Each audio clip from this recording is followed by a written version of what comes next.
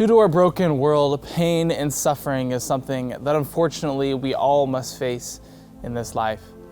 Things that hurt us, drag us down, and things that we can't explain or understand why they're even happening to us.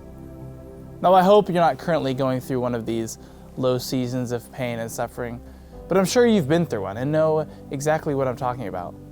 For me, about a month or two ago, I went through a time where I experienced just that. These events absolutely just broke my heart, and the sad and depressing thoughts consistently crowded my mind. For a short while, it was difficult to process and understand why God was allowing this to happen. Like Paul wrote in 2 Corinthians 12, it was a true thorn in my flesh. However, that's not how the whole passage goes. Let's look at it in its entirety. Verses 7 through 10 read, "Therefore, in order to keep me from becoming conceited, I was given a thorn in my flesh, a messenger of Satan to torment me. 3 times I pleaded with the Lord to take it away from me, but he said to me, 'My grace is sufficient for you, for my power is made perfect in weakness.'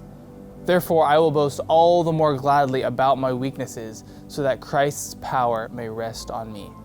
That is why, for Christ's sake, I delight in weaknesses, in insults, in hardships, in persecutions, in difficulties. For when I am weak, then I am strong."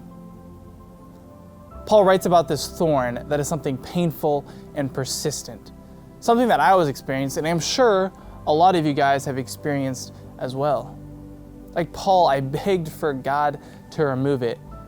But contrary to our own agenda, God's answer is not always deliverance, but sometimes actually assurance.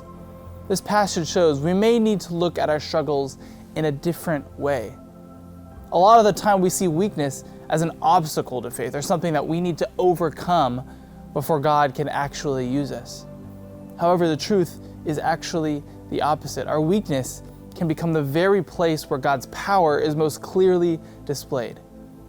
Not because our struggles, our pain, and suffering disappeared, but because God's grace meets us there. I'm sorry, but God won't always take away the thorn from our flesh, but He'll also never withhold from us the grace to endure it. When we stop pretending to be strong and thinking we can manage things on our own, we're able to make room for Christ to strengthen us from within. So today, and continuing forward, whatever thorn is in your flesh, let it remind you that you are not lost, disqualified, or broken by weakness. You are sustained by God's grace, and in that grace, Christ is strong. God bless.